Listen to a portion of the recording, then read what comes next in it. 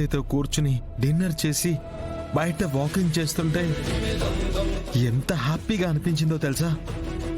తాతయ్య అమ్మ చిన్నప్పటి విషయాలన్నీ చెప్పాడు. చెప్పాను కదా, ఎన్ని కష్టాలున్నా నీకు నీ కుటుంబం దగ్గర అవుతుందని. మంచి వాళ్ళకి ఆ దేవుడు ఎప్పుడు అన్యాయం చేయడు. నీకు ఎలా థ్యాంక్స్ చెప్పాలో నాకు అర్థం కావట్లేదు దాత్రి.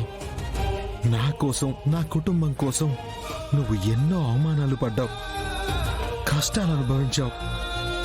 ఏంటి మాస్టరు, నా అని నన్ను వేరు చేసి మాట్లాడుతున్నారు?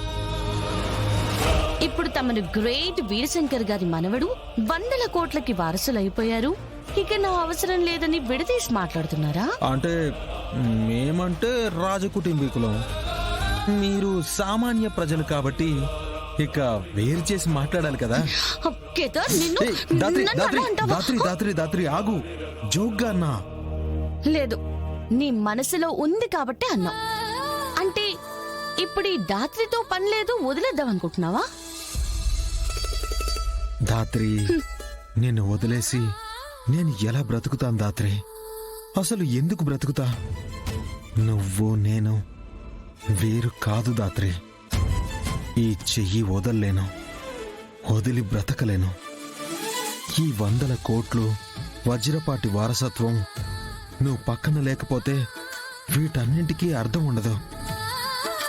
ఈ కేదార్ బ్రతుక్కే అర్థం ఉండదు. ఏ జన్మకైనా ఉంటాను నీలో, ఏ చోటనైనా నేను వీడనమ్మా. అయితే మొత్తానికి ఆ అవినాష్ ఫస్ట్ స్టెప్ వేశాడు కేదార్. అమ్మవారి గుడిలో రాక్షస సంహారం జరగబోతుంది. అవును దాత్రి, రేపు ఏ తప్పు జరగకుండా చూసుకోవాలి. సుమాకి ఎలాగూ న్యాయం చేయలేకపోయాం, కనీసం తన చావుకైనా చేయాలి. ఇంట్లో ఇద్దరు లేకపోతే తాతయ్య గారికి ఏమైనా అవసరం వస్తే?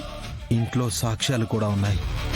ఆ యువరాజ్ మళ్ళీ ఏదైనా ప్లాన్ చేస్తే తాతయ్య ప్రాణాలకే ప్రమాదం దాత్రి.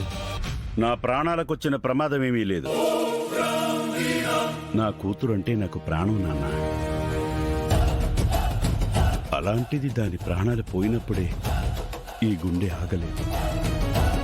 ఇక యువరాజు నన్నేం చేయగలడు? మీకు యువరాజ్ గురించి పూర్తిగా తెలియదు తాతయ్య గారు. తెలియకపోవచ్చు, కానీ అలాంటి వాళ్ళు ఎంతకైనా వెడతారని, ఏం చేయడానికైనా వెనకాడని రాక్షసులని నాకు తెలుసమ్మా. అలా అని నాకు కాపలాగా కూర్చుని మీ ఇద్దరి జీవితాలు ఈ మహల్లోనే ఆపేయలేరు కదా.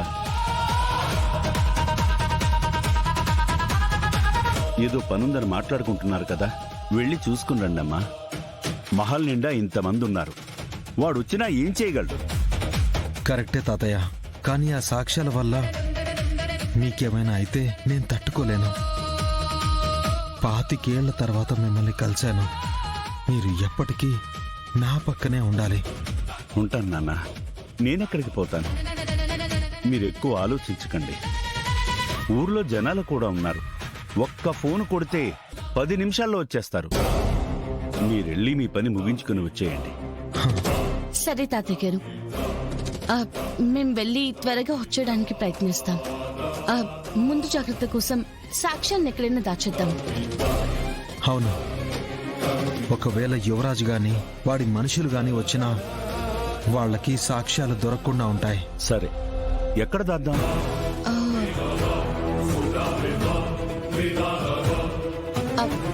అత్తయ్య గారి ఫోటో వెనకాల దాద్దాం. మంచి ఆలోచనమ్మా. ఆ యువరాజు ఇంటి మీద దాడి చేసి ఇంట్లో పెట్టెల్ని బీరువాలని వెతుకుతాడు, కానీ ఫోటో వెనుక వెతకడు. కేదార్, సాక్ష్యాలు తీసుకురా. వెళ్ళు. మీనంతో చేతులు కలిపి మీ కొడుకుని ఫారెన్ పంపిద్దాం అనుకున్నారు, కానీ మీ కొడుకు నన్ను చంపి కానీ వెళ్ళనంటే మమ్మల్ని ఇక్కడికి పిలిపించారు.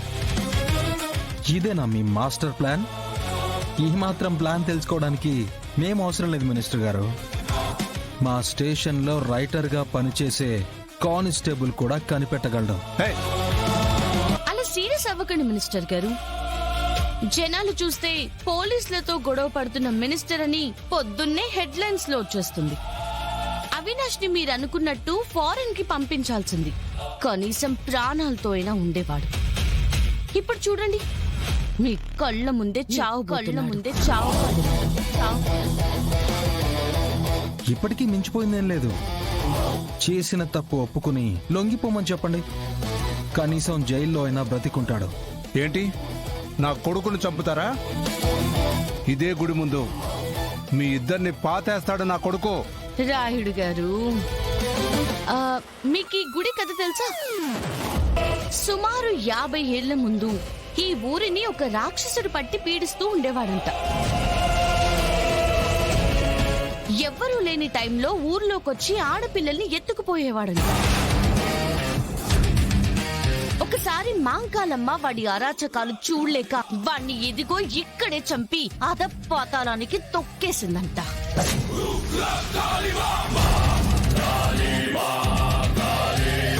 ఆ విజయానికి గుర్తుగా ఈ గుడి కట్టారు. ఇవాళ అలాంటి ఒక రాక్షసుని ఎదుర్కోపోతున్నాను, అది కూడా ఆ అమ్మవారి ముందు. నిజంగా మీ కొడుకు తప్పించుకోగలడనుకుంటున్నారా? నేను ఇవాళ ఒక్కదాన్నే కాదు రాయుడు, నాకు తోడుగా అమ్మవారున్నారు. అప్పుడు మంచిని గెలిపించింది, ఇప్పుడు చెడును ఓడిస్తుంది. నీకొక మాట ఇస్తున్నాను, నీ కొడుకు చచ్చే ముందు చూడబోయేది నన్నే.